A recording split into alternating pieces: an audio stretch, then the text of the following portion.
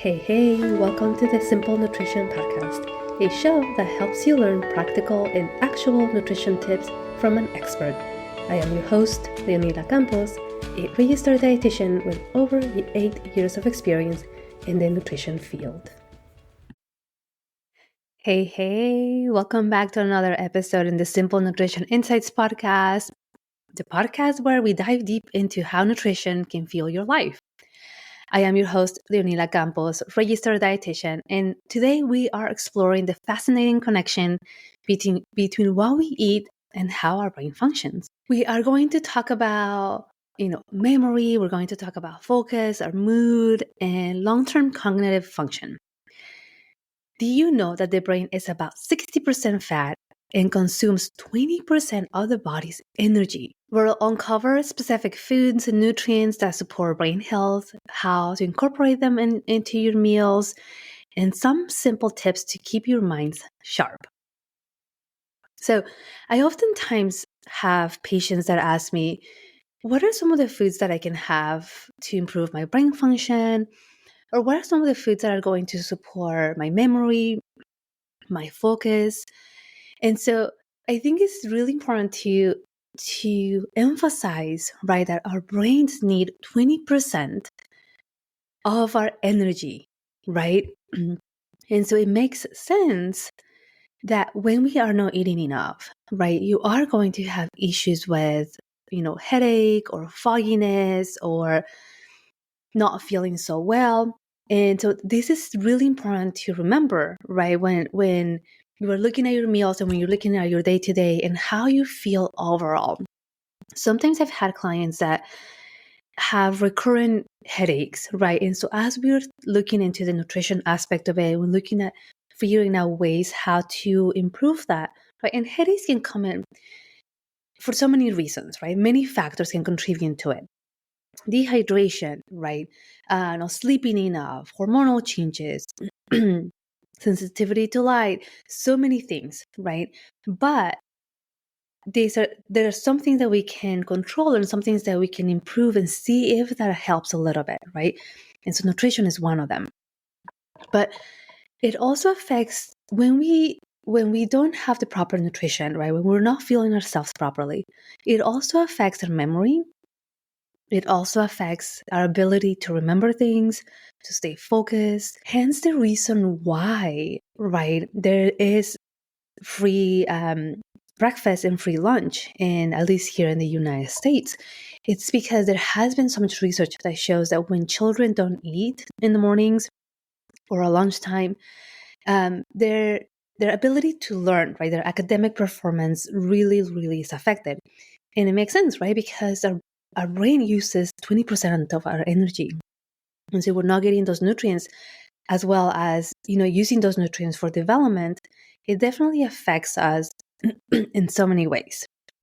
So keep those things in mind as well. But let's start with key nutrients for brain health, right? Which is one of the questions that I always get asked. One of them is your omega-3 fatty acids. And this is an essential nutrient, meaning that we have to get it from food or a supplement if for some reason we don't get it from food. But the first line of intervention is food first, right? If we're able to get it from food, let's do that, right? If for some reason we can't, okay, let's explore the area of, supplementing. So where can we find omega-3 fatty acids? You're going to find them in your fatty fish like salmon, mackerel, sardines, walnuts, flax seeds, and chia seeds. We're able to add a variety of these nutrients, right, and get some of these omega-3 fatty acids. Now you might ask, well, what are the benefits? The benefits is that they are essential for our brain structure and function. It reduces inflammation and it supports memory. So it's it's an essential nutrient that we need, again, not only for brain function, right? We need it for so many other functions like reducing inflammation, reducing cortisol levels, managing oxidation, right? And most importantly, supports our memory.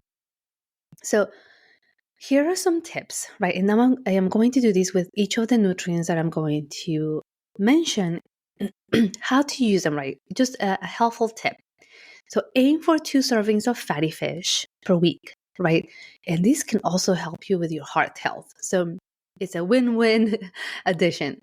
Or you can also add a tablespoon of flaxseed to smoothies or oatmeal, right? So you have, if you don't add seafood or any animal products, right, you also have the ability to add flax seeds and walnuts and chia seeds to get some of these omega-3 fatty acids as well.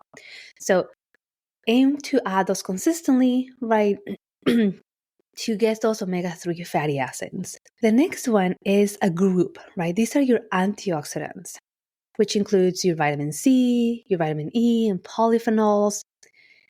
Now, you find these ones, you find your antioxidants in blueberries, strawberries, oranges, spinach, nuts, seeds, and dark chocolate. Yum. The benefits are that it protects the brain cells from oxidative stress and slow aging related cognitive decline.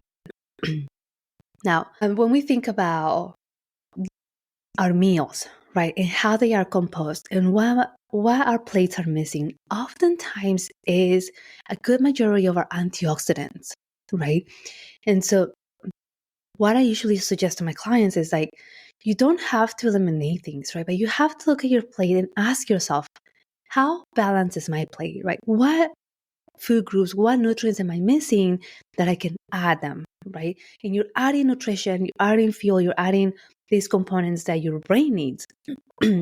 So a tip here, right, is snack on a handful of mixed berries, or add spinach to your morning smoothie, or add spinach to your omelette or your scrambled eggs.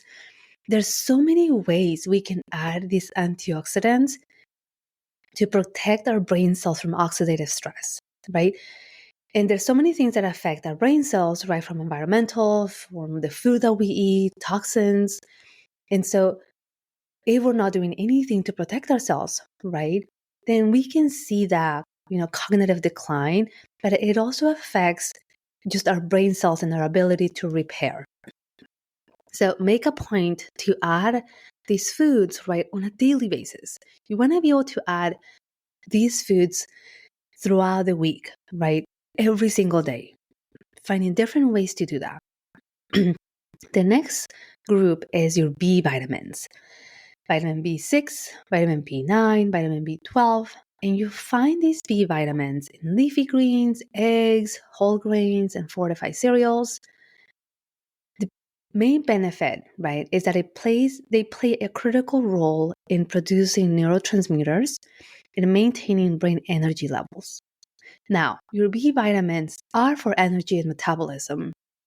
And so we want to be able, again, to add them with food first. Again, if you come to me and you say, hey, I want to add a supplement, okay, let's see how we can optimize your nutrition first, right? And if we're still struggling to add these nutrients, then we can consider a supplement. And here is why. I'm not saying that you're never going to need a supplement, but what I'm saying is that we need to be able to add these food first, right? Because you're not only going to get the B vitamins, right? So for example, on your leafy greens, you're also going to get vitamin C. You're also going to get fiber. You're also going to get these antioxidants. So you want to be able to add food because you get so many other nutrients in comparison to a supplement that you only get that, right? And it becomes expensive versus actually really getting it from food. So some tips here, right, to add your B vitamins: include a variety of greens like kale and arugula in salads or your smoothies. If you want to add your eggs into the different recipes, you want to add your whole grains, right? Whole wheat or quinoa or barley. There's so many, wild rice, there's so many whole grains that you can add. Even if you're following, or if you have celiac disease or you have gluten sensitivity, there's so many other grains, whole grains, that you can still add that don't have any gluten. The next one is choline. Now, choline is found in eggs, especially the egg yolk, liver, and soy products. So the main benefit here, right? And if you think about prenatal vitamins, right, specifically for moms or women, your prenatal vitamins are going to have choline because it's essential for the brain development of the baby. But it doesn't mean that once you are a baby and not in growing in the womb, that you don't need these nutrients. You still need it, right? Your brain's still functioning, still rebuilding and repairing. So we still need choline. And there are ways to get choline, right? Eggs, again, in the egg yolk, liver. I know some people are like, "Ooh, liver." You don't have to add it. You can find it in so many other products, but it's higher in this specific food. Soy products, right? Edamame, tofu, soy milk, anything that's made out of soybean is going to have choline. And some of the benefits is that it is important for memory and learning due to its role in acetylcholine production. So a mouthful there, but the main thing is that we have to remember is that it's important for memory, right? So if we're trying to help our memory long term, right, being able to add a variety of these foods again that are going to have our choline. So I know sometimes people are like, oh, and is now I want you to understand, right, that these are just general guidelines. Of course, you want to work with your dietitian to individualize them if you have specific conditions that you're trying to work with or that you're like trying to manage, or if you want something more individualized, right? Work with your dietitian to optimize your nutrition for your brain health. But you can add, for example, your whole egg in like a veggie packed omelet for breakfast. You can add, again, soy milk or do a tofu stir fry. So many ways that we can add all these foods right in one single meal. The next one is magnesium. Oh, I love magnesium. Magnesium has over 300 biological functions in our body. And so it makes sense that, one of them is going to be brain health. You find magnesium in almonds, pumpkin seeds, avocados, and whole grains. The benefit here is that it helps reduce stress and improve sleep, which are both critical for brain health. It's interesting because sleep is one of the questions that I ask my clients every single time I see them, because sleep plays such a huge role in recovering, repairing, how we are going to go about our day the next day, our mood, our mental health, our stress management. So sleep plays a huge role. And oftentimes, the majority of the times, the clients that come to work with me, they are not getting enough magnesium from food, right? And so as we start adding some of these foods, right, I continue to ask these questions. Sleep might improve, right? They might feel more rested. They might be getting more deep quality sleep. Of course, there are other factors like sleep apnea, or they're anxious about something, or they have high levels of stress, or they go to bed really late. These are things, these are other factors that we also have to be able to control to help our sleep. But in the sense of magnesium, right, it does play a huge role in our stress management, in our sleep. So if you have issues there, right, I can work with your dietitian, because there's so many magnesium supplements out there too that, again, you want to start with food. So adding, 1 ounce of almonds every day, or adding 1 ounce of pumpkin seeds every day, or avocados or whole grains, right? You're getting so many nutrients there. Not necessarily magnesium, but these are some of the higher foods that have magnesium in them. A tip here in terms of how to add it, right? Add avocado slices to your toast, or sprinkle pumpkin seeds over salads, right? Or have a snack with almonds and a piece of fruit, right? Almonds and strawberries, or add almond butter to an apple, right? And that is one of the ways to add some of these magnesium. You can add pumpkin seeds to your oatmeal, right? Or you can add avocado to your tacos. So many ways to add these nutrients. So just to recap here, and now this is not an inclusive list, right? I don't want you to just focus on that and not eat anything else, but I want you to add these foods, right? So if you're not adding them and you're working on your nutrition, make sure that you make a point to add these foods on a consistent basis, right? So your omega-3 fatty acids coming from fatty fish like salmon, walnuts, flax seeds, chia seeds, your antioxidants, such as vitamin C, vitamin E, and polyphenols like blueberries, strawberries, oranges, spinach, nuts, seeds, and dark chocolate, which you're also going to get some of those, some of your magnesium there, as well as your B vitamins, right, for energy and for producing neurotransmitters as well, your choline, right, and your magnesium. So again, this is not an inclusive list, right? There's so many other foods too that have been shown to help with brain function. These are the main ones, right? So adding a variety of these foods throughout the day. Now, let's talk about some of the lifestyle and eating patterns for brain health, right? There's that has been shown that has most of these nutrients, right? And it's something that we can follow, something that can also help just in general. I'm sure you've heard of the Mediterranean diet, right? Or the Mediterranean way of eating. It highlights its brain boosting benefits and it emphasizes on whole foods, healthy fats, and antioxidants, right? So if you're looking for like a guidance or some kind of guidance there, or like just an overall overview of what that is, you can follow something similar like the Mediterranean diet. And it's not only going to help again with brain function, it is also going to help with your heart, right? Because it limits the amount of red meat that we consume, it limits, sugary foods and all that. But you're also adding pretty much all the nutrients that I talked about. They are included in this way of eating. Hydration also plays a huge role in our brain function. And so making sure that we're hydrated, right? Staying specifically now that it's winter time. When we get dehydrated, we can also get a headache, right? Because our bodies are pretty much made out of water. And so we need that consistent hydration for better blood flow, right? And just to have more of this balance in our blood. And so we want to make sure that as it's getting colder, right, and we're noticing, okay, I'm not drinking a lot of water. And this is something that I'm talking to my clients now, because I do see that often is, let's find some ways to add some hydration, right?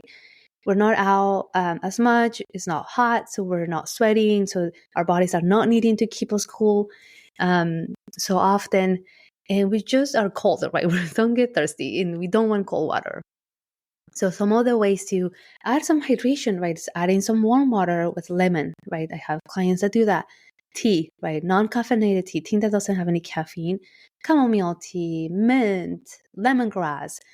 And that's another way to keep you hydrated, right? Because it's pretty much water, just adding a little bit of herbs there for a little bit of flavor. What else? But if we were to shoot for an amount, right, about 64 ounces is usually what the general recommendation at a minimum. It's higher if you're active. It's higher if you're needing more hydration for specific conditions, or you might need less for specific conditions. So again, this is where talking to a dietitian is really important, because you can really get individualized information and individualized interventions. So, but yes, try to aim for about 64 ounces a day. And that is about 4 water bottles, like just your regular 16.7 ounce water bottles. And one of the ways to measure how well hydrated you are is by looking at the color of your urine, right? So don't do it first thing in the morning, because it's gonna be dark. It's, you've been so many hours without any hydration. But look just throughout the day, right? As you go about your day, look at the color of your urine and see, okay, maybe I need a little bit more hydration. Maybe let me have a little bit of more tea to help me. Soups, right? Like just your clear soups, chicken noodle soup or a stew. Those are some other ways to add some hydration too. Let me see what else here. Yeah, those are the main things here, right? On that sense. There are some things that we should consider, should limit, right? Should be cautious and be aware of, because there's some research, that shows that does affect our brain and just our overall health, right? And it's more so like a high amount of refined sugars and processed foods, right? So if we think about my meals just consist of sugary foods, highly processed foods, right? That contributes to inflammation. brain fog, and mood swings, right? So when you think about, let's say, a sugary drink, yeah, you are going to have the sugar spike at that moment, right? But you're going to crash most likely, because we cannot have these higher levels of sugar in the blood, for a longer period of time, unless if we have, insulin resistance, metabolic syndrome, or diabetes. Your body is going to send insulin to get the sugar out of the blood. And so if we're not adding our wholesome foods, right, some of these foods that I talked about, then we're not helping our bodies to fight that inflammation, right, to help our brain cells with oxidative stress. So we want to be able to, again, look at these foods, look at our meals and see, okay, are most of my meals considered of, highly processed foods, lots of fast food? I don't see any of these foods on my plate. That's where we can start, right? Let's try to add some of those foods to help our brain function. Trans fats. Here's another one. And I talk about these also with my clients, specifically if we're having cholesterol issues, triglyceride issues, liver issues, where we have a higher amount of fat around our organs or around our liver. So our trans fats are chemically created in a way. There is a little bit of trans fats in your animal foods, mostly your animal meats, but these specific trans fats have been created, right, chemically modified to last longer, but also they're cheaper because, it's mass production and they have to keep food shelf stable. In order to do that, right, they have to use something that helps with that.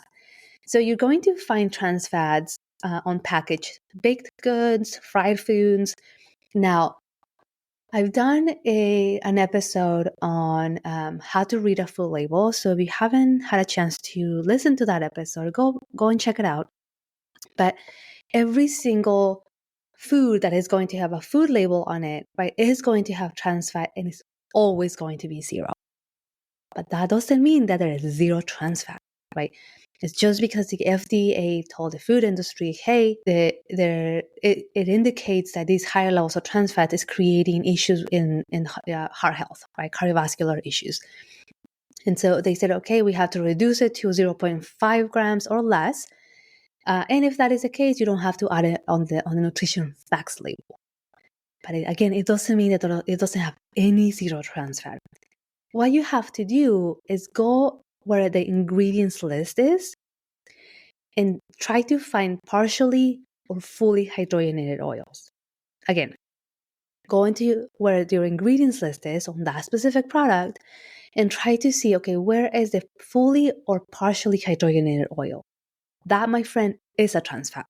So even though the food label says zero trans fat, if you see that ingredient, that means that it does have it. It has it at less than 0.5 grams, but it still has it. So per serving. So let's say you have 3 servings, right? And it has 0.4. Now with those 3 servings, right? Now you're at 1.2, right, grams, which is high, right? We know that trans fats affect your heart health and your cardiovascular system significantly. It just clogs your arteries. Your body is like, hey, we're not sure what to do with these things.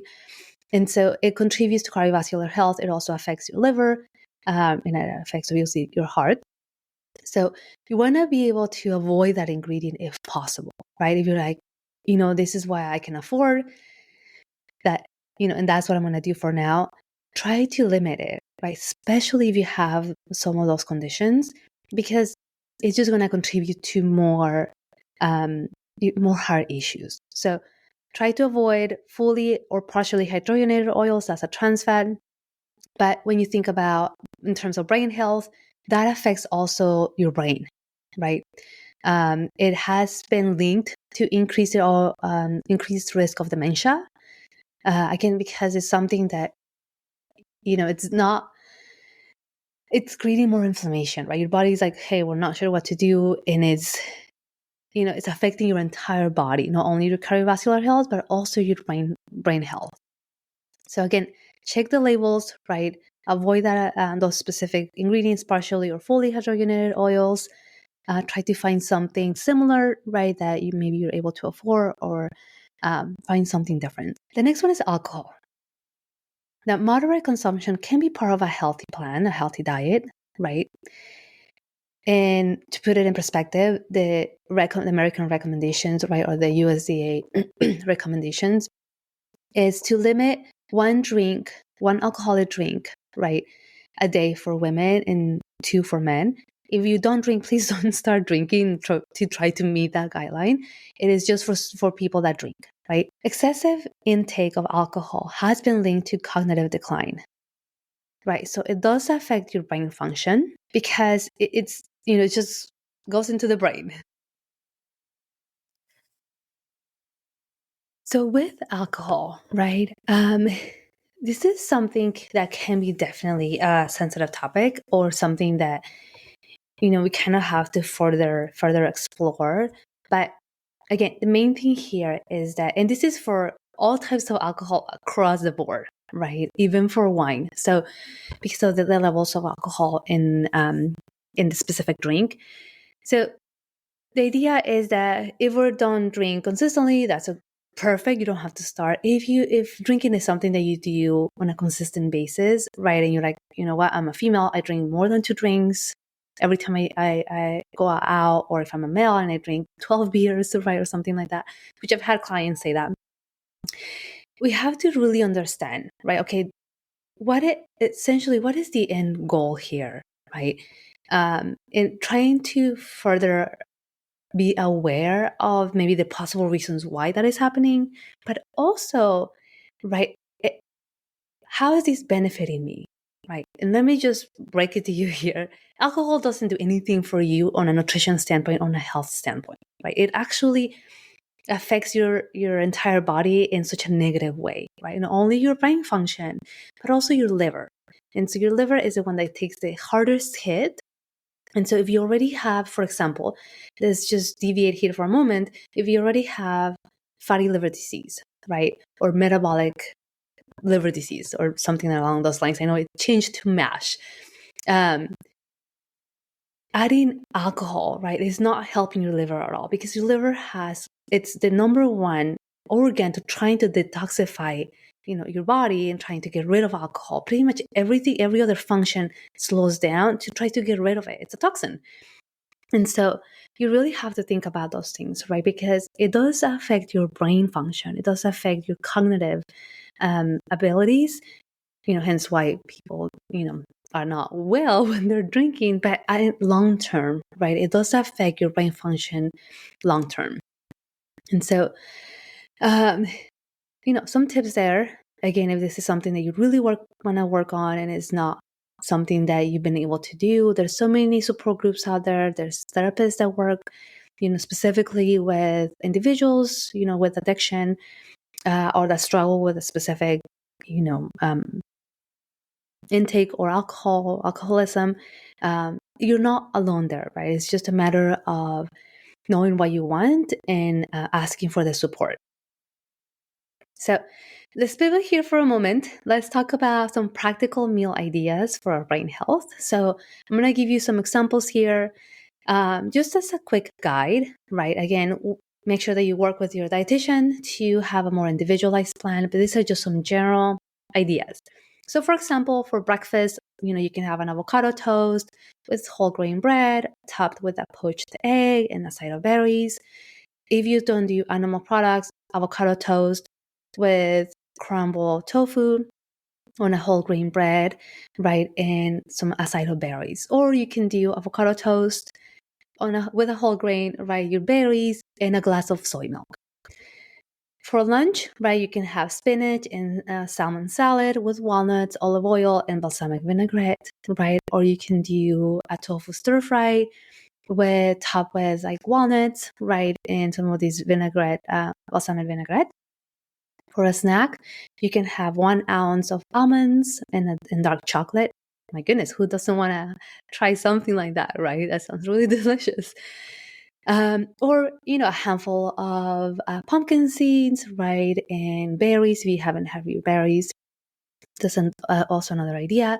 For dinner, you can have grilled chicken or tofu, right, with some saute broccoli, bell peppers, and quinoa. So here you have your vitamin C, right? And you also have your quinoa as your whole grain with some B vitamins. For dessert, you can have a Greek yogurt, right, with a drizzle of honey and sprinkle of flax seeds. Again, if you don't do animal products, there is a brand out there called Kite Hill. Just as a disclaimer, I don't get any monetary benefits, but I do eat it often and I do enjoy it. It can give you, it's a Greek style Kite Hill yogurt that gives you about 15, 17 grams of protein, right? You can drizzle it with, or you can add a little bit of agave nectar, or you can add some cinnamon and then sprinkle some flax seeds or some chia seeds, right? Even some nuts if you want to. And you have a really delicious dessert or like another snack if you want to. So again, this is just some quick ideas, right, to get your brain thinking about some of these foods that we talked about that help the brain and for our brain health. So let's recap here, my friend. The key takeaways here is that we have to prioritize our food first, right? Let's make sure that we're getting our omega-3s from our food, our antioxidants, our B vitamins. We try to limit refined sugars, right? Try to avoid trans fats. And just overall, right? I don't want you to feel so overwhelmed about it. Or if you're not working with a dietitian, which you should be working with a dietitian if you're trying to improve your nutrition and your health, just think of it, how can I make this plate that I'm eating more balanced, right? How can I add more of these brain, foods, right, per se, or how can I add more nourishment to this meal, right? As opposed to like, what can I eliminate, right? If we think about elimination, sometimes that brings more anxiety and we're like, I don't want to do that, right? But think of it as like, how can I add more nourishment to this meal? If you want to start with something more generalized, right, you can look into the Mediterranean diet or the Mediterranean plan way of eating, and that can give you an overall guideline too. And that's where you can start adding more of these brain health foods. So I definitely encourage you, my listeners, to try to incorporate one brain healthy food into your meals, right? I know the week is almost, well, actually this podcast episode will air on Monday, so try to do that sometime this week, right? Share your experience with me on social media, nutrition _with _Leonila, Leonila. Or if you have a superfood, or not a superfood, a brain food that you enjoy, right? Share it with me. And I created, as always, right? If you don't know, if you're a new listener, I encourage you to go to like different episodes and then find one that you feel like you can relate the most or whatnot. But in most of my episodes, I link a free web or a free resource that you can use, right? Either recapping what we're talking about today or giving you some other ideas to add some of these nutrients into your daily life for free, right? Take a look. If you find one that you enjoy, just go ahead and get your free resource. So this one is not the exception. In the show notes, you can find just some of these foods that we talked about in more of a handout form that you can have and that you can follow and just reference back, take it to the store when you go grocery shopping, and share it with a friend or whatnot. So that is it, my friend. Again, thank you so much for tuning into the Simple Nutrition Insights podcast. Remember that every bite you take can be a step toward a healthier brain. Until next time, take care and stay fueled. Bye-bye, my friend. This podcast, the links and resources provided are for the purpose to educate only and are not a replacement for medical advice or nutrition therapy. I suggest you seek out the help of a trained professional to help you with your specific situation and needs.